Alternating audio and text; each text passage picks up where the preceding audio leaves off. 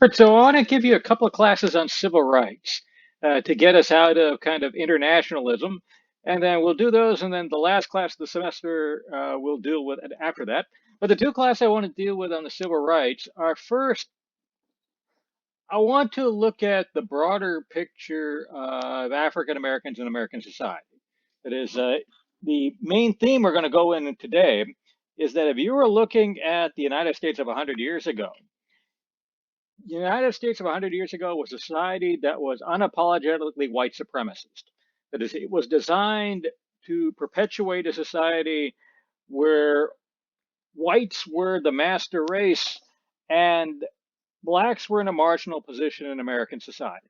And that's a strong statement, but we shall go over that in this class and then go over how that changed. Because in the span of only a generation, between about the 1930s and the 1960s, white supremacy went from something taken for granted to something that was seen as unacceptable. We'll go into the broader reasons why. And then in your next class, we're going to look at what African Americans were doing during this time. That is, the how we're going to end today is with an America in the 1960s where white society is going to conclude that white supremacy is not something that is a positive good. However, they're not going to be any hurry to do anything about it because they're going to live in a country where they are comfortable. So if you want that country to change, the people who are kind of under the gun, who are suffering under white supremacy, are going to want to have to push to change it. And so we'll look in your next class over what Black America is going to be doing between about the 1930s and the 1960s in order to force changes in American society. But first today, I want to give you a broad overview. That is, look at how America was a white supremacist society 100 years ago, and what was going to be going on in the generation between about 1930 and the mid 1960s that was going to lead white America to kind of change its perspective. And to start that out, let's start off where we last left off race relations in America. As we were last looking at it when we were looking at the New South earlier in the semester. Where we left off was the New South.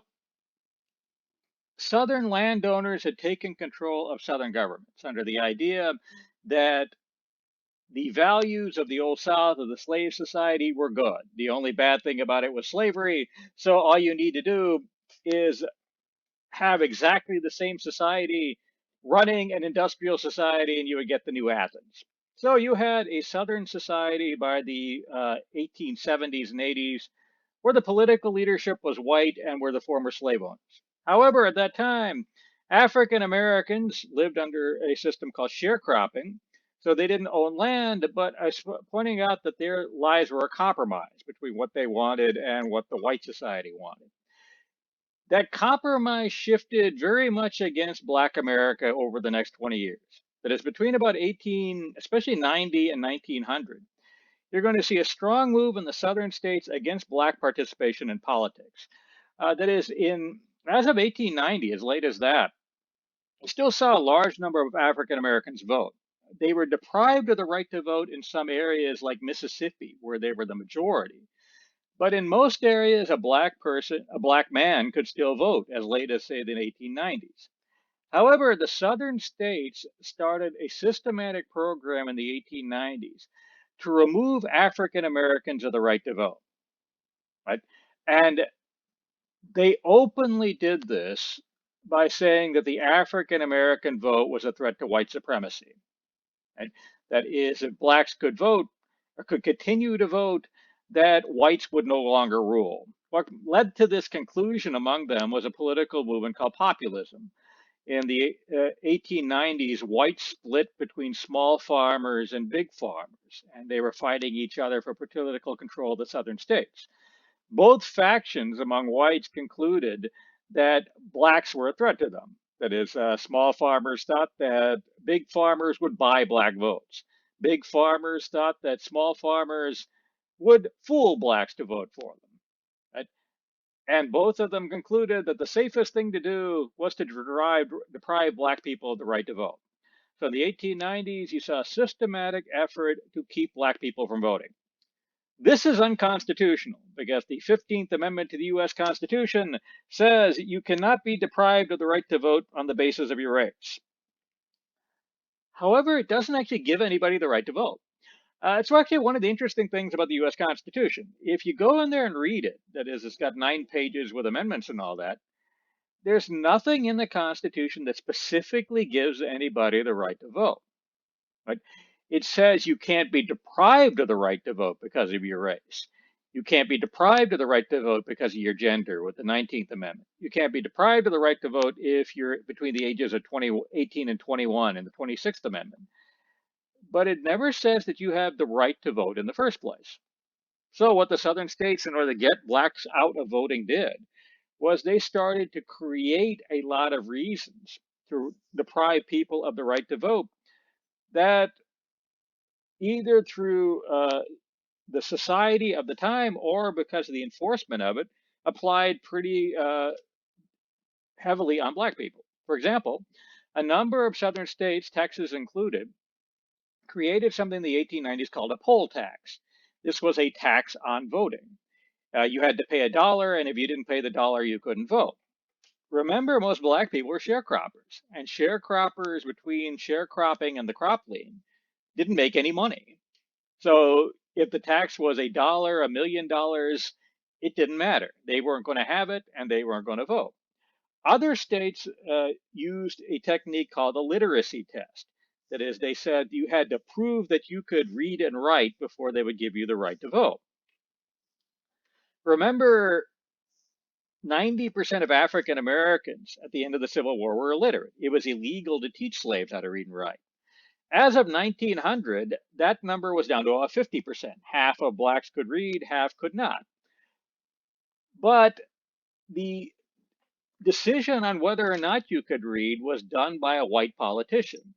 So what white politicians did was they just interpreted the results arbitrarily. That is, if somebody white came to them and said they wanted the right to vote, wanted to vote, they would hand them a cereal box. If you could read Rice Krispies, you could vote. If somebody black came to them for the right to vote, then you'd have to read the Constitution.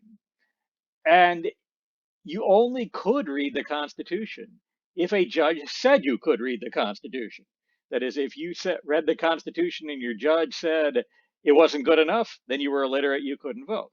So, by using arbitrary standards like that, the southern states were very successful in removing blacks of the right to vote. By 1900, black voting in the southern states was pretty much gone, and 90% of all blacks lived in the southern states. Once blacks were out of politics, then blacks were driven out of civil society as well. You saw a series of racially discriminatory laws come into effect. Okay? In the southern states starting in the 1890s, but also you saw, on a lesser extent, a lot of similar laws nationwide. And you had a lot of racially discriminatory practices, some of which were in place even as early as slavery, but others that came into effect after slavery in order to fit the needs of a white supremacist society. That is, if whites want to assert white supremacy, they created new cultural institutions, things that weren't necessarily written down, but that were there, that would make sure that the inferior race kept their place. When social scientists looked at that, they described this as de jure and de facto segregation. Right? I put those two terms on the list. What de jure segregation means is segregation by law, and the southern states are going to write a number of laws that are going to be racially discriminatory. They're going to require segregated public schools. They're going to require segregated water fountains, segregated railroad stations, segregated railroad cars, right? But the other part is de facto segregation is the stuff that is cultural. That is, that you will have rules that aren't put in on print, but that are there, right? That are going to channel people racially. And we'll go over some specifics of that in a minute. So this is the society you lived in 1900, 1910. And if you grew up in the United States at that time, you grew up in a society of cradle to grave segregation. And let's go over what that means. First, yeah, this was a society that put no bones about what it was about. Right? That is, today it might be controversial to say the United States is a white supremacist society in 1910, 2030. It wasn't in 1910, 2030. Politicians would openly say that they were there to preserve a white supremacist society. And I'm saying that this is cradle to grave. And let's start out. Usually in life, you are born. It's a common event. There are two places you'll generally be born. One is in a hospital, the other is at home. Okay? Today, almost everybody's born in a hospital. 100 years ago, you were probably more likely to see people born at home, but you would see a number of people born in hospitals. In most states, especially the southern states, hospitals were racially segregated. And that is, you would have born either in a blacks only or a whites only maternity ward. Right? If you were born at home, you were born in a racially segregated family. So your first sight would have been racial segregation. Right? That is, your first experiences in life would have been racially segregated. And as you grew up, you would have encountered it more. Right? Once you got out of the hospital, you would have been living in a racially segregated neighborhood. A number of states in the 1890s, early 1900s tried to write laws about that. That is, that they would say that some neighborhoods were for some whites only, some neighborhoods were for some black only. Those laws were overturned pretty early. That violated the 14th Amendment's rules on property rights. But this is something that could be done informally, right? Through a process called redlining. That is, if you wanted to buy a house, you would go to a realtor. A realtor would have a map of the town that you were buying in on his wall. And he would have certain neighborhoods where he would only show, or he or she would only show listings to white people. Other neighborhoods would only show listings to black people. Right? This is a process called redlining because oftentimes the maps were drawn around in red lines, which separated which race could go to what. Right? So if you were looking for a house, you would have been channeled into a segregated system. Right? Once you picked a house that you wanted to buy, you would then have to go get a mortgage. Your loan officer would have the same map. So even if you beat this system and picked a house in another neighborhood, in the wrong race's neighborhood that you wanted to buy, nobody would give you a mortgage on it. This is what I mean by de facto segregation. There is no law that says this is the way it should be. Actually, the law says exactly the opposite, even as early as 100 years ago. But this is the way it worked out. Right? In Austin, Texas, this is a good example of it. The electric company wouldn't turn on your lights if you were in the wrong neighborhood. That is, if you're black or Mexican and you didn't live in East Austin, you got no electricity. So you would have been born in a segregated hospital in a segregated bed. You would have grown up in a segregated neighborhood, right? Something that the neighborhoods, especially the white neighborhoods, were very proud of. After that, you would have gone to school. And the school you would have gone to would have been racially segregated too. A number of states like Texas had laws that said this. That is, that there was laws on the state on the books that said whites could not could all there would be whites only schools that only white people could go to. Right. However, a number of states did not, but they had segregated schools anyway. How do you get that? Well, if you went to a public school, there's a number of you were homeschooled, but a lot of you were not. If you went to a public school, you would be assigned to an elementary school. What assigned what elementary school you went to? The neighborhood you lived in. Right? And remember, the neighborhoods would be segregated. So if you lived in a segregated neighborhood, you would be going to a segregated school. Right? So your life so far, you'd be born into a segregated environment. You would grow up in a segregated environment. You'd be educated in a segregated environment. Right? The typical white person, the only blacks they saw, the only non-whites they saw, would have been kind of in servile environments. If they would have had domestic servants, they would have been black. If they would have gone to something like a restaurant, Might be black waiters serving them. They might be black janitors. Okay? But they wouldn't see black people in an informal environment, just something where you would go in and see somebody to talk to.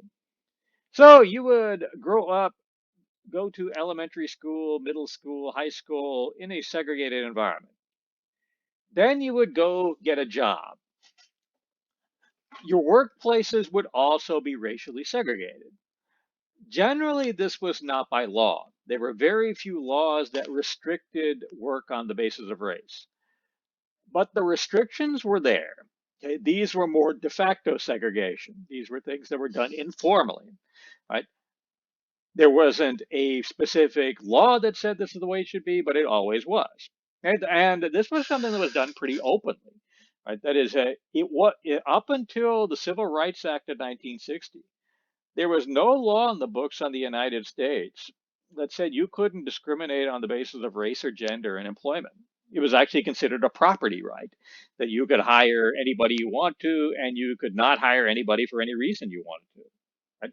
So you would see job applications that would openly say they were for whites only. Okay, that even for they were only for specific ethnicities, and you were living in a social Darwinist world where they believed that you could divide the world up into a series of races, where that ranged from superior to inferior. And they thought that different races had different characteristics. I've looked at kind of the business roundtables from about the World War I era. They really believed that different ethnicities were better at different jobs. So they would say that Armenians make better pipe fitters, blacks make better janitors, so on and so forth. Right? So you could only get jobs that were appropriate for your ethnicity or your race.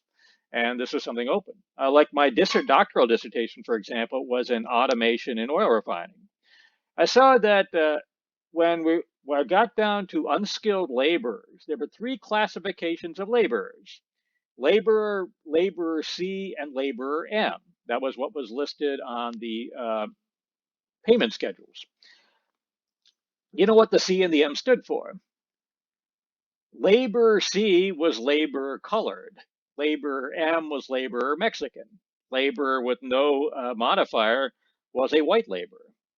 Right? So they were open about which jobs were available for which race.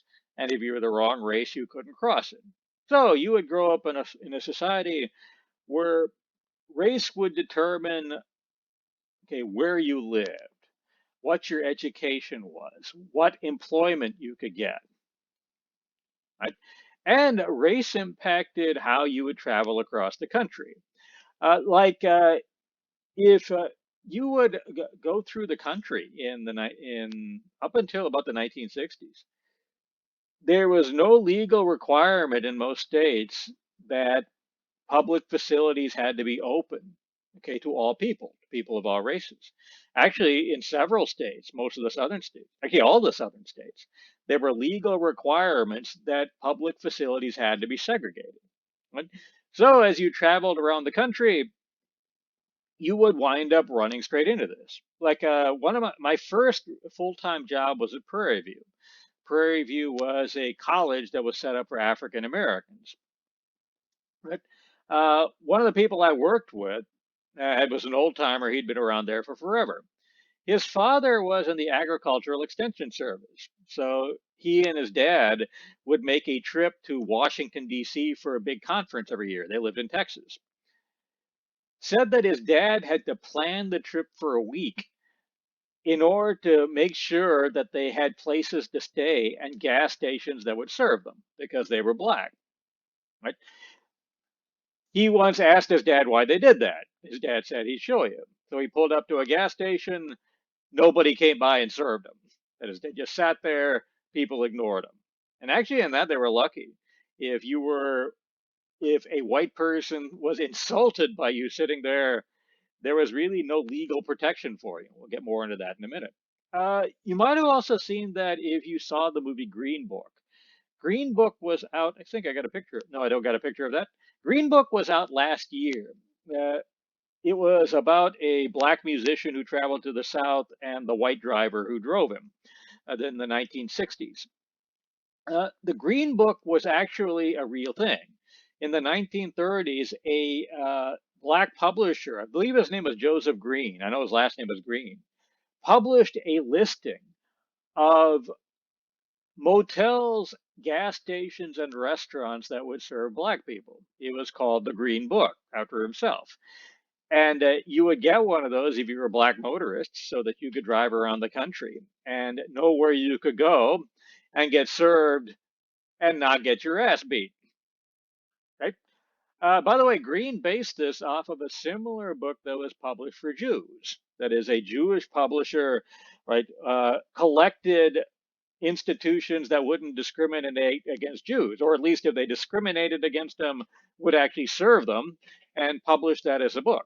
When the federal government started compiling statistics on discrimination, this is just either there. They found that as of the 1940s, blacks had the most discrimination against them, followed by Jews and Mexicans. That is, if you were either of the three, you could run into serious problems as you went throughout the country.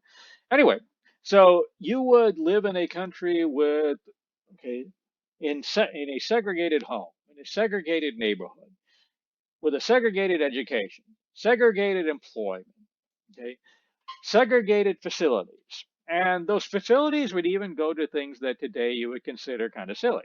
For example, public facilities like movie theaters in most of the southern states, actually in all of the southern states, were segregated. You would see usually whites would have the floor of the theater and blacks would be in the balcony. If you ever read the book To Kill a Mockingbird, Scout and her brother went to watch the movie with the maid in the balcony.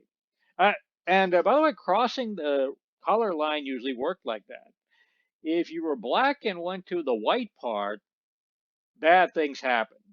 If you were white and went into the black part, though, it was a different story. Because to a certain extent, the black world for whites was considered to be the black market, to kind of coin a phrase. It was where you would go to get things that were forbidden in the white world. So, in a white world where liquor was banned, you would go to bars in the black part of town. You went to the black part of town to get prostitutes, to get drugs, so on and so forth. It was where the contraband was. So there's actually a certain class of white playa who liked to go to black areas just to kind of show he was hip. He was somebody who was with it, not somebody who was boring. We'll get more into that in a minute.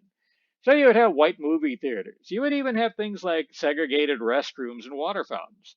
That was actually one of the most difficult parts if you were black of traveling around the country, just finding a place to go to the bathroom, because public facilities like that were highly segregated on the base of race, especially in the southern states. And if you went to the wrong bathroom, you could literally get killed. And we'll go more into that later on. Right? Uh, Public facilities, even in places that were kind of integrated, were also segregated. I was studied the oil refineries in my doctoral dissertation. There were, and in the oil refineries, you would have black employees and white employees. They would have segregated jobs, but the refineries would employ them both. Within the refinery, they had segregated things like showers and locker rooms because blacks and whites did not mix socially, culturally. This was something that was forbidden, even if the law didn't say it. The society did. Right? You had segregated taxis. Right? And this was something that was seen as the natural order of things by the society. That is, today the racist is stereotyped as somebody ignorant or stupid. That is, you're seen To Kill a Mockingbird, the bad guy in To Kill a Mockingbird, okay, the ignorant racist who raped his daughter and framed the black guy for it. But if you had a college education 100 years ago, you were taught in your schools that social Darwinism, That is, that you could divide the world up into a series of races where you would where you could slot the races, sorry, from superior to inferior, where white Anglo-Saxons are at the top, blacks are at the bottom. Hey, in as late as 100 years ago, you could go to college and major in something called eugenics. Eugenics is the scientific study of how you improve the race through selective breeding. Right? So you could actually go to get a degree, I think even until the 1930s, on making a better white race. By the way, that's why they created things like mental hospitals. Mental hospitals were designed to take what they considered racial inferiors, mentally ill people, and lock them up so they wouldn't breed with other white people and degrade the race. They generally didn't have similar hospitals for black people because they thought black people were degraded already. Right? So you would have thought this as a objective reality. It would have been taught to you if you went to college in 1920. It would have been taught to you in biology. It would have been taught to you in political science. And it would have been reinforced in the new science that was coming by then, the science that really attracted a lot of public attention, psychology.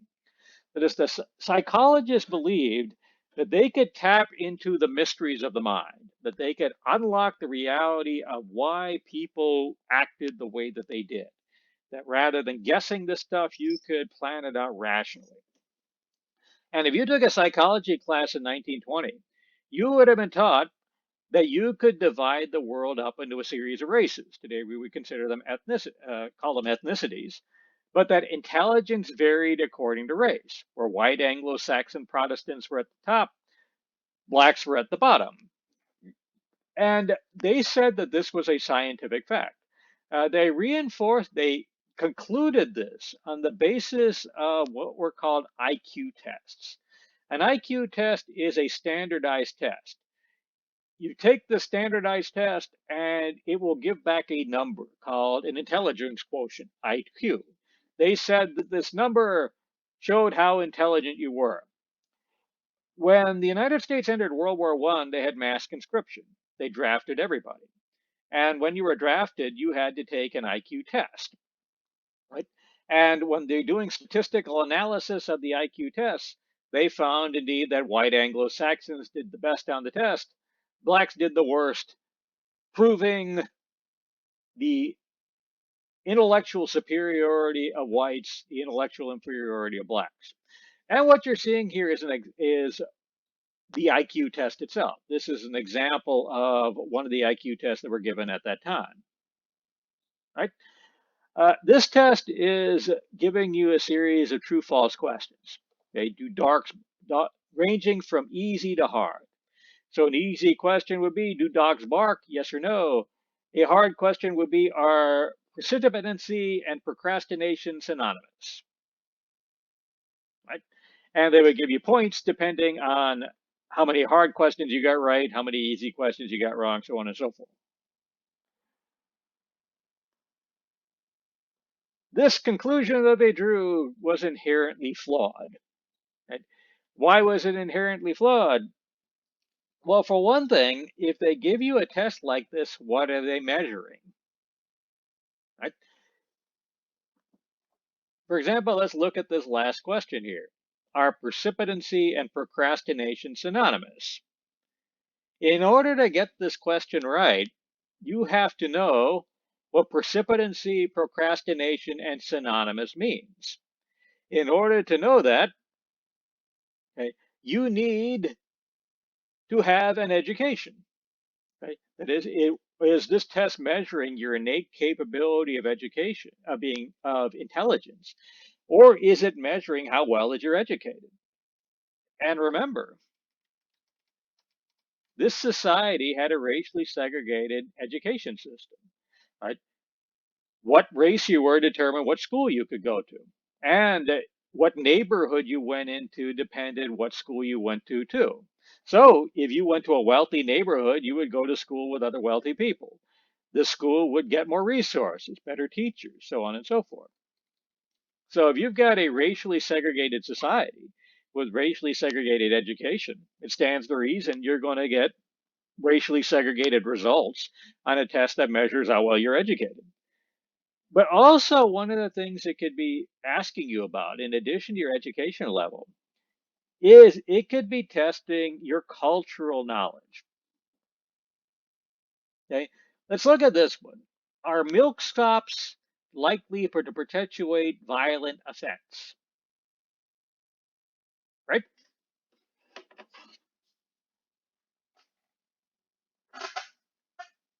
Nobody in the United States of today would get that question right, right? Because nobody uses the word today milksop. Right? In 1920, this was a term used in popular culture to say somebody mild mannered and wimpy.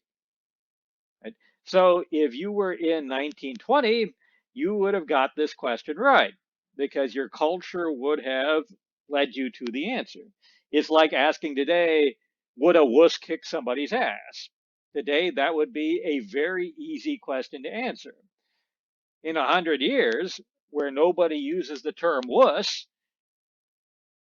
then is that going to be something that anybody would know? That is, we take for granted a certain level of cultural knowledge. That is, that if you are part of a culture, if you're part of the in group, you know what's going on. But if you're out of it, you don't. Okay, in high school, you probably ran into that a lot of time. You hang out with the wrong clique, all of a sudden, you don't know have any idea what they're talking about. They're using terminology, using references, using memes that you haven't seen. And to a certain extent, an IQ test is measuring that. Right? That is, these are very culturally biased tests. And the cultural bias would be in favor of white middle class people because they wrote the tests. And let me give you another example. I saw this one once. It was an IQ test that was saying which one of these doesn't belong in a bedroom, right? A bureau, an alarm clock, a, a desk, a toaster. Right? If you were white and middle class, you would probably get that answer right in 1920. Right? That is, the toaster shouldn't be in a bedroom. But remember, how did most new immigrants live 100 years ago? They lived in one bedroom apartments. So if you live in a one bedroom apartment, that question has absolutely no meaning to you. You don't have a bedroom. You don't know what a bureau is. You probably don't have one in your home. Right? So you got a toaster. It's in the same room with everything else. So there is a certain so from the idea of what you're measuring, these tests were basically pretty valueless. They were drawing a conclusion that they really shouldn't have drawn. And this is something that you could see going on in the future. That is, even today, you all have had to take the SAT and the like. I am pretty, as somebody who teaches college and took the SAT, I really don't think it really tells you anything because what it's telling you, other than how well educated you are and whether you're the right culture, the same cultural group as the guys who wrote the test. Other than that, it doesn't really tell you anything of any significance. And by the way, one other thing about that, the test that the company that created the IQ test for the Army in World War One was a company called the Educational Testing Service. They're the same guys who write the SAT. And they actually are going to invent the SAT in the mid 1920s. Right? So you're having a society that is segregated, where the segregation is something that is not seen as cultural. It is something that is seen as practical, scientific, right? And this society is willing to take that to the wall. I mentioned that you could major in eugenics in American society. That as late as the 20s and 30s, they were real programs in America designed around eugenics to try to make sure that the right people bred and the wrong people didn't. You had laws on the books in the United States that ordered the mandatory sterilization of the mentally ill so they wouldn't breed and reproduce. You had others, private societies, that would provide bonuses, bounties for the right people who have more children. Right? especially if you were white and from the upper classes and the middle classes. There were actual societies out there that, if they knew you existed, would give you money for every kid you cranked out. And this would continue right up to the end of life and beyond. Because uh, if you died in America 100 years ago, you would be buried in a racially segregated cemetery too. And that is, if you drive around, you can still see that. That is, the cemeteries were associated with churches, the churches were segregated, and so were the burial yards. In a number of places, this was actually done by law. I once assigned a book to my Texas history class. It was about a Mexican guy from Corpus Christi who I believe died in the Korean War. He was decorated, so his family wanted to bury him with honors in the local graveyard. Local graveyard was for whites only, so they refused to do it. This went into court, and the court said, no, you can't bury him in a whites only cemetery. The president intervened, and he was buried in Arlington National Cemetery instead. So here in the United States in 1910, 1920, you were living in a society of cradle to grave segregation, where segregation was seen as a positive good, where white supremacy was seen as a positive good. Right? And your society had a culture that corresponded to that. For one thing, you lived in a world that had the Ku Klux Klan in it. Right? By the way, the artifacts I'm going to show you next are in an actual museum. It's in the Museum of Racial Segregation. It's somewhere in Michigan. I mentioned the Ku Klux Klan in an earlier class in World War One. It was reawakened by the movie Birth of a Nation, which told the heroic story of how the Ku Klux Klan saved the southern states from the horror of Negro rule. Right? The Ku Klux Klan during World War One, because of this 100% Americanism campaign, developed a huge national following. And in the 1920s, the Ku Klux Klan was a very powerful political force. And in the state of Texas, a politician, Lyndon Johnson, said there were only three real issues in the 20s. Whether you're for or against the Klan, whether you were for or against prohibition, or whether you were for or against a local bridge being built. So the Klan was something that was a big national institution, and people openly were members of it. For example, what you're looking at here, if any of you are into quilting, is a quilt patch. That is, you could really go around the country and see Ku Klux quilts. You had Ku Klux uh, Klan sheet music that was being sold. As of 100 years ago, records are just starting to become popular. Up until that point, the way music companies made most of their money was by selling sheet music. And Ku Klux Klan sheet music was very big. And if you were a member of such a group, you really didn't have limits over what you could do. Right? And let me show you an illustration of that. And a warning, this picture is going to shock you. Right? This is Jesse Washington. In 1916, he lived in Waco, Texas. In 1916, he was accused of raping a white woman. Okay? In reality, he was mentally handicapped. So there's no real, so whether he was guilty or not is really questionable. But anyway, he was accused of raping a white woman. So a white mob got him and hanged him in a park by tying a chain around his neck. But while they were waiting for him to die, they set him on fire. Right? And here you see a crowd of people who come by to watch. The crowd actually would come by to the corpse and take body parts off of it for souvenirs. Right? And look at the picture over here. These are people dressed up in what in that time they would have called Sunday go to meeting clothes. That is, that these guys are dressed up formally, like they're going over to church or something like that. You even see people in here who look dark. Partially, this is because of the photograph, but they would bring black people to the lynchings in order to watch them, in order to get the message of what happens if you cross whites in that town. By the way, this is a process called lynching. A lynching is an extrajudicial murder where you take somebody, a mob takes somebody and kills them. By the time you get to 1900, about at least 500 lynchings a year were going on in the United States, where whites would target blacks. Usually there would be some story like a rape involved in it. But in actuality, most of these lynchings were people who were considered politically prominent, or the black community was considered to be too politically active, so a murder was needed in order to get them shut up. Right? Probably the best known version of that was in Tulsa, Oklahoma. There you had a big black business community, so the local white community attacked it. They even rented airplanes to bomb the black part of Tulsa. So anyway, this was a lynching in 1916. But this lynching here of Jesse Washington is only one side of this photograph. Let me show you the other side.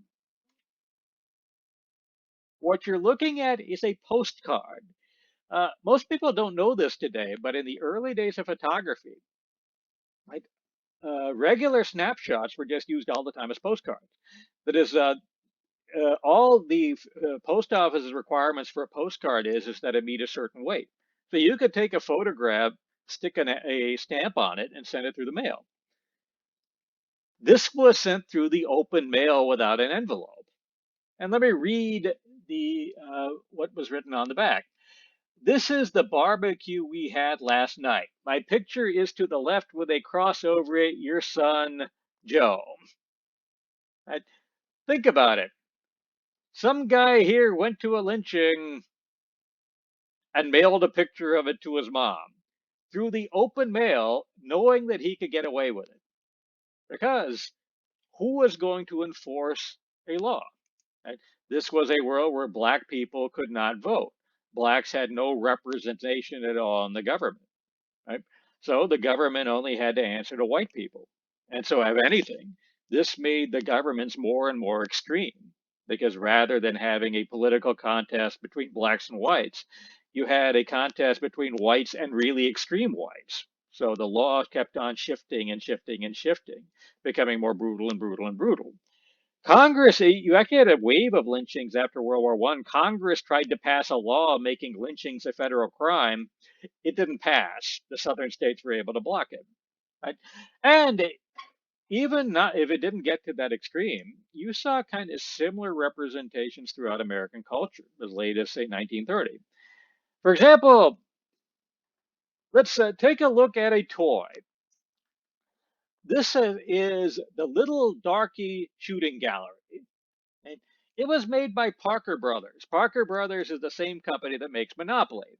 That is, when you bought the Little Darky Shooting Gallery, it would come with a BB gun and this target, the Little Darky. And when you shot this racial caricature of a black kid, where you hit would determine how many points you got. Right? So white supremacy was something that was instilled through the culture as well. Right? And it was something that was kind of internalized. Right? For example, the first black female millionaire in the United States was Madam C.J. Walker. She became rich selling cosmetics. Her best-selling cosmetics were hair straighteners and skin lighteners. Right? That is, the standards of beauty were white standards. If you were somebody who looked black, if somebody who looked dark, you were somebody who was unattractive. Uh, what that is, white was considered better, right? Dark was considered bad, right? And you saw legacies of that going on for a long time. For example, at Prairie View, there used to be a thing involving sororities. If you pledged for the sorority, you'd be given the brown paper bag test. That is, they would take your skin and compare it to a brown paper bag. If you were lighter than the bag, you were in. If you were darker than the bag, you were out. Right? And if you looked at the media presentations, basically all white people would have seen, or black people would have been blacks in servile positions. Right? That is, in your personal life, if you saw black people at all, they were janitors, they were waiters, right? They were servants. If and if you look through the movies, through magazines, through articles, same thing. Right? You'd be seeing blacks presented as right, basically dumb, as uneducated, as happy darkies, okay, serving whites with a smile.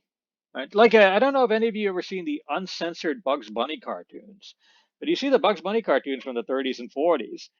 Before they started censoring them, you see all kinds of racial caricatures like this one, blacks drawn up in kind of really exaggerated racial features such as this. You would then see them being presented basically as fools, as buffoons, as people who were superstitious, dumb, so on and so forth. So you lived in the United States of 1930. That was the world that you lived in. And a generation later, white supremacy was discredited. Right? Why this would happen needs an explanation. That is, if white supremacy was that strongly uh, tied to American society, that is, if everything in your world reinforced it, right? Your laws, your churches, your values, then why would it go away? Right? So let's look at what is going to be changing in the 30 years after 1930 that is going to make white America look at race differently. And let's start by looking at something we've already covered. In the World War class, I mentioned something called the Great Migration. The Great Migration was the movement of black people out of the southern states into the industrial cities of the Midwest, New England, California. Right? When these blacks arrived in those new places, they found areas where there were no laws against black people voting. That is, you saw all kinds of barriers on blacks voting in Texas, in North Carolina, and Tennessee that were very effective. You did not have these barriers in New York City, okay, in Pittsburgh, in Detroit. So by the late 1920s, you started to see a generation of black politicians start coming into office. Harlem is going to elect its first black congressman in 1928. The South Side of Chicago elects its first black congressman in 1930.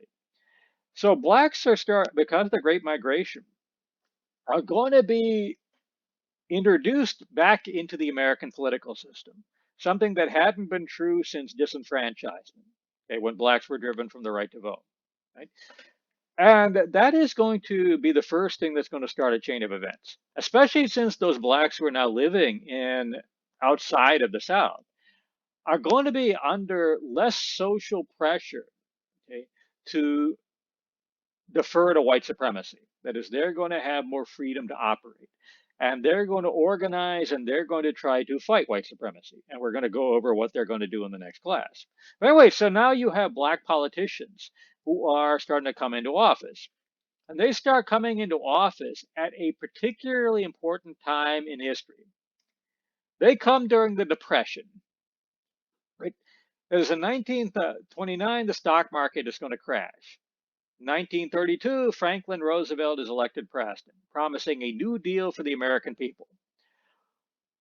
When he comes into office, he's going to bring into the US government a lot of reformers. These are people who are going to want to fight poverty. And these reformers are going to find out that the poorest people in America are racial minorities. Right? That is, the overall unemployment rate in the United States was about 30% at the height of the Depression. The unemployment rate among black men was 50%. Right? That is, if you are considered a racial inferior, you get the worst jobs, you're the first people who get fired. Right?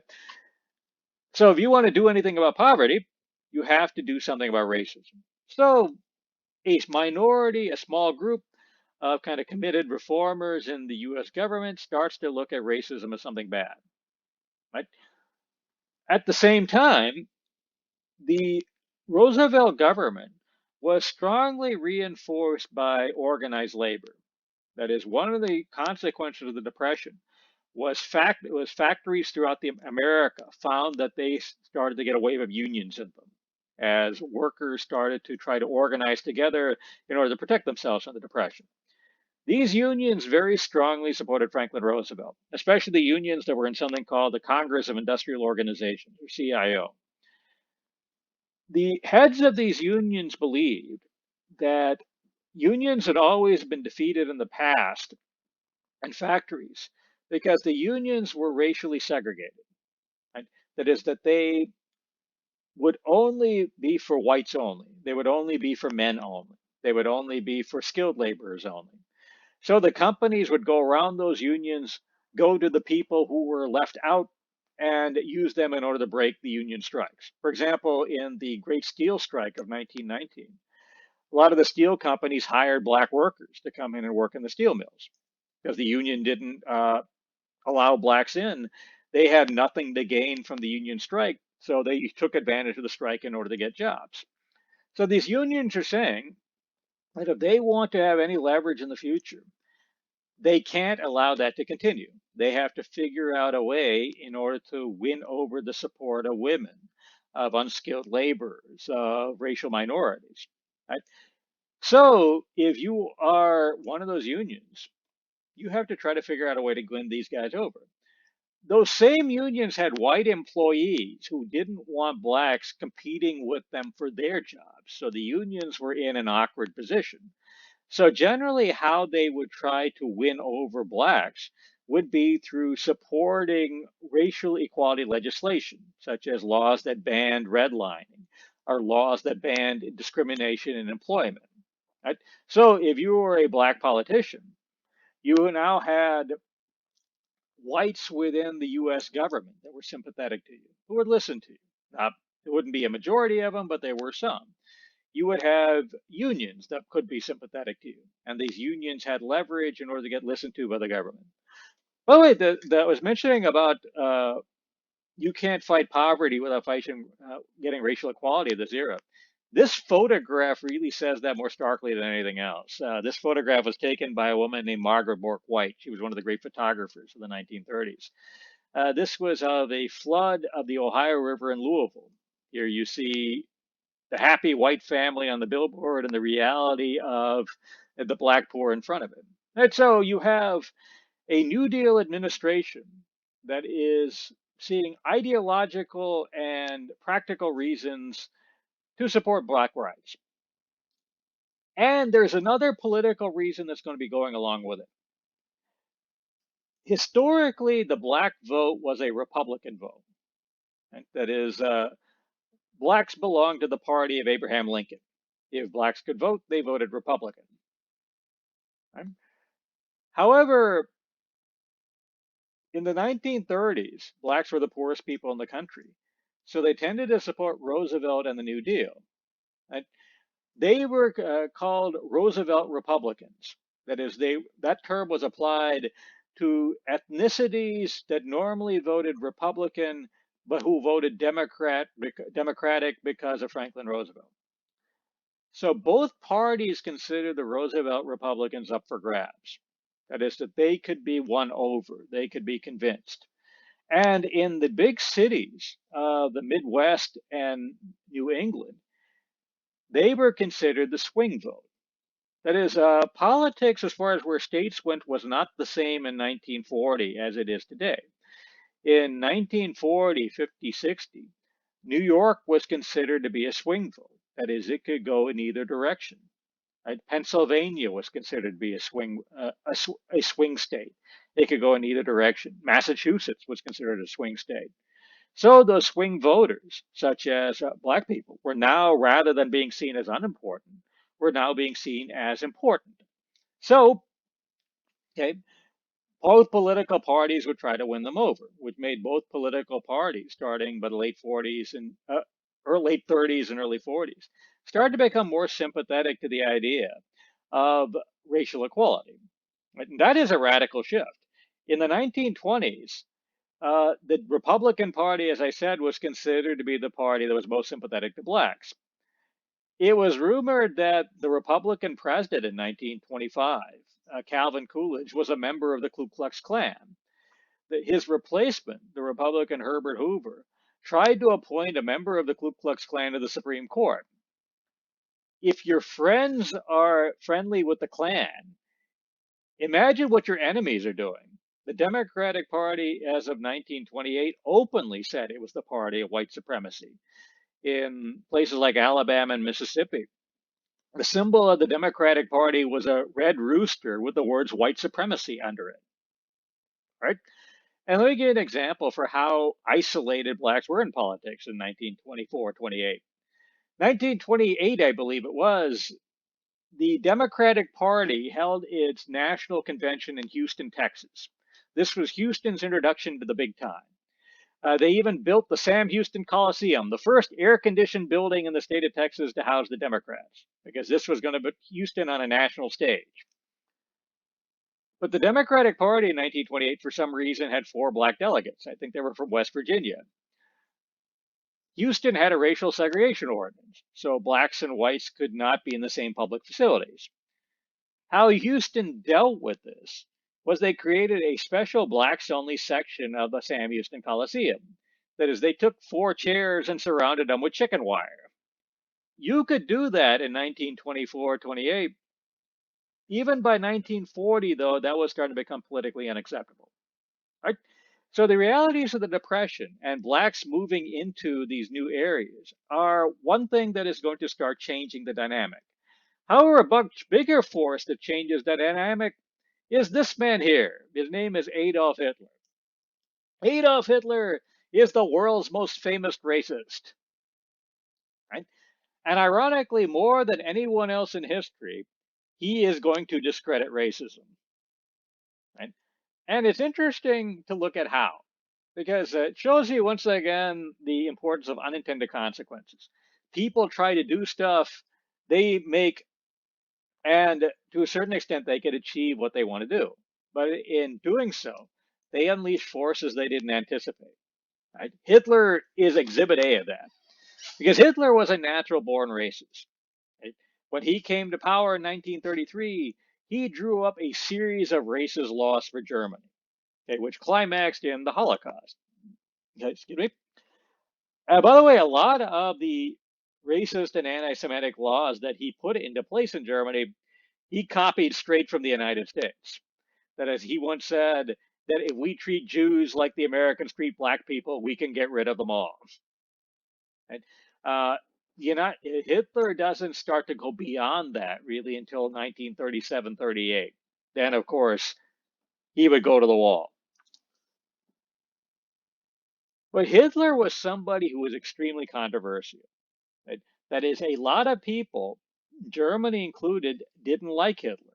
Hitler was especially very unpopular among intellectual classes. Okay? That is, people who would have been college professors or the like. So once he's in power, he inspires a lot of people to prove him wrong. Right? That is, remember, racism was something taken for granted. That is, if you went to college in the 1920s, you would have been taught that people could be divided up into races and that these races determined your characteristics, separated you from superior to inferior. Nobody really scientifically looked at that, though. They just took it for granted that that was true. So once Hitler comes to power, a bunch of intellectuals actually start studying race. Among them was this guy here. His name is Franz Boas. He was one of the pioneers in the modern study of anthropology. Anthropology was the study of the human race. That is, they did things like looked at fossils and see in the past what you could tell about humans. Boas and people like him, once they started scientifically looking, okay, systematically looking at human races, led to a very important conclusion. There's no such thing as races. That is, when you look at the division between blacks, okay, whites, Jews, that kind of thing, he found that those were not biological terms because people were so intermarried over the previous 10,000 years or so, that there's no real difference genetically between any of them. Right? That is, that the differences you see between groups of people like that are cultural.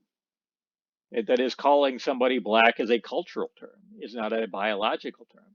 Right? That a would have been seen as an impractical utopian statement in 1920. In 1940, that was the scientific consensus. Even in Japan, people who went to college were taught that essentially race was just a social characteristic, a cultural one. It didn't have any biological basis.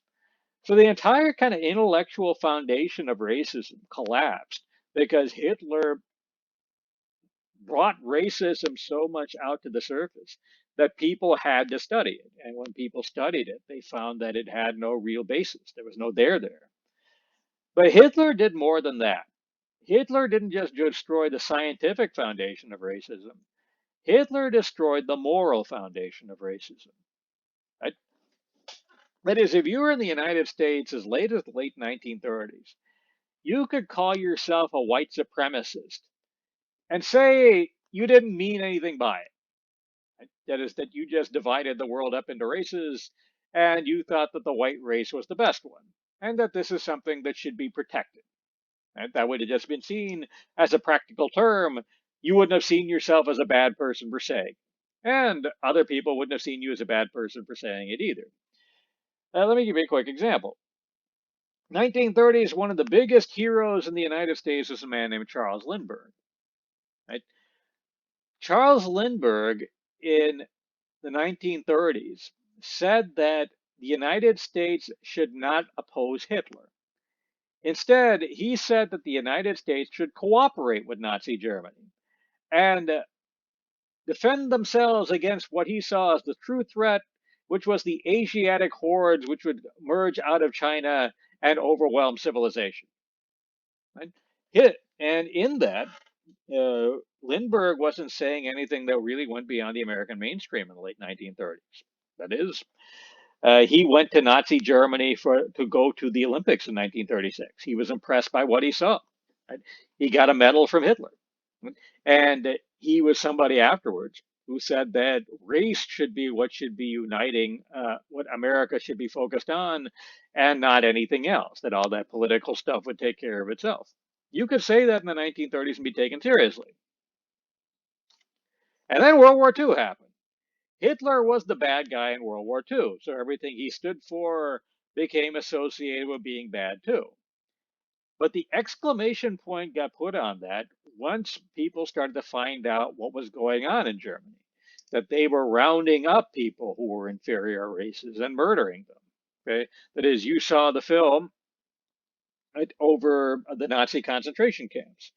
Once you've seen that, you can never unsee it. And this completely destroys the moral foundation of racism. That is, this is the inevitable result of racism. So racism became seen as morally wrong. Its brand was completely discredited. Even racists today who are trying to reemerge find that they have to figure out a way to rebrand racism to make it acceptable. Right? It's been 75 years and they still haven't been able to pull that off yet. Right? So if you're looking by the mid 1940s, the foundations of white supremacy in America are cracking. As black leaders are less isolated than they were in the past. They find people in the American political establishment, okay, labor unions, reformers, political parties that are willing to listen to them. The intellectual and moral foundations that underpinned white supremacy have been completely discredited. Now you can't say, I am a racist and not be seen as a bad person. Right? And the final straw was the confrontation that with communism that would emerge after the Second World War. Because remember, the United States and the Soviet Union are going to be pushing forward competing philosophies to the world. You can either have one or the other. By the time you get to 1949, the developed world, what we would call today, that is Europe, was divided between the communists and the non communists. Those lines were firm and they weren't going to move. So the competition between the United States and the communists shifted to what at the time they called the third world. Today we would call it the developing world. Those are the areas that were conquered during the new imperialism period, places like Africa, Asia, Latin America. Right? So the communists and the Americans are competing for the support of those nations. And one of the things that American leaders found was that American racism made it very difficult for them to compete. As the communists in their propaganda made extensive use of American racism as proof that the Americans were not on your side if you lived in Asia or Africa. Right? And let me give you a illustration of this. My dad grew up in India. He told me that when he was growing up in the 1950s, the newspapers were full of stories about how the Indian ambassador to the United Nations would drive to the embassy in Washington and find that he wouldn't be served in any restaurants on the way, that he couldn't get gas on the way, he couldn't even get a drink of water on the way, because those establishments were for whites only. Or the somebody at the Indian embassy in Washington D.C. would find he couldn't go to a movie theater because the movie theater was for whites only. These were very embarrassing to the United States in the rest of the world. And as a result, America thought it was going to lose the competition for the allegiance of these emerging areas. As these places get out of imperialism and start to become independent, they would look at the United States as the bad guys. They would look at the communists as their liberators, as people who would take them seriously, as people who would not discriminate against them, who wouldn't treat them like garbage. Right? And actually, the more practical experience you had to the United States, England, or France, the more you would believe that. Because if you actually went to America, you actually went to England, you actually went to France, you encountered so much crap that you wouldn't take anything those guys said seriously afterwards. Right? Actually, if you go look at the Indian in India, for example, all the leaders of the Indian Communist Party were educated in England. A lot of Indians went to the Soviet Union to get educated. None of them took communism seriously. They saw communism in effect and they thought it was bullshit. However, the ones that went to England saw the English as a bunch of hypocrites, as people who were just racists who were out to get them. Right? So, if you are an American who wants to compete for America in the world, American racism is something that is holding you back. So those types of kind of foreign policy oriented people put put a lot of pressure on America to at least change its image, okay, to take the racism and tone it down some. Right? For example, in 1955, we'll get to that in your next class. The Supreme Court is going to make a decision called Brown versus Board of Education that is going to say racial segregation in public schools was illegal. This decision was so controversial, most local media in the United States didn't talk about it. However, it was translated into 75 languages and put in the U.S. Information Agency into something called the Voice of America.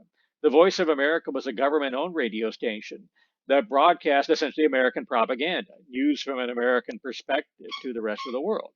That is something that Americans didn't want to hear, was something that the government thought the rest of the world should hear. The idea that racism in America was an anachronism, was a thing of the past.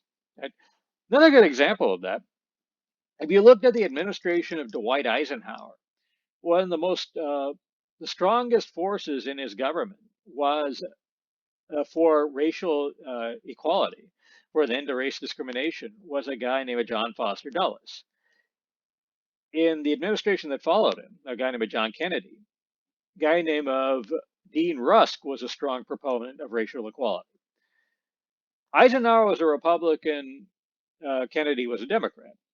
Right? So let's look at Dulles and Rusk. The two of them had a couple of things in common. One was where they were from. They were both from southern states. Okay? Dulles was from Virginia. The airport in Virginia is named after him, Dulles International. Dean Rusk was from Georgia. The other thing they had in common was their job. Both of them were Secretary of State. the guy who had to deal with the rest of the world. That is, American racism was something that made their life difficult, and they wanted to see it go away. The bottom line on that is by the time you get to the mid 1960s, you have an American society that no longer believes that racism is a positive good thing, that no longer believes that white supremacy is something moral, is something practical. But they're in no hurry to do anything about it. Because remember, the United States had cradle to grave segregation. If you were white, you were born in a white hospital. You lived in a white neighborhood, right? You went to a white school. You got a white job. That gave you a lot of benefits. And you did not really want to see your life changed.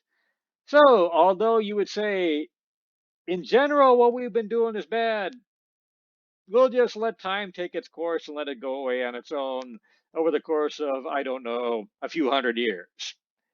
If you were in a hurry, though, you would need to do more than that. And the people in a hurry are not going to be members of the white majority. The people in a hurry are going to be people who have been harmed by this system. And they're by and large going to be black. So, what are black people? So, if you want to change this system, you have to get black people to act. Black people are indeed going to act in this generation. And what they're going to do, what choices they're going to make, we're going to look at in your next class. So let me stop here and pick up in a few minutes.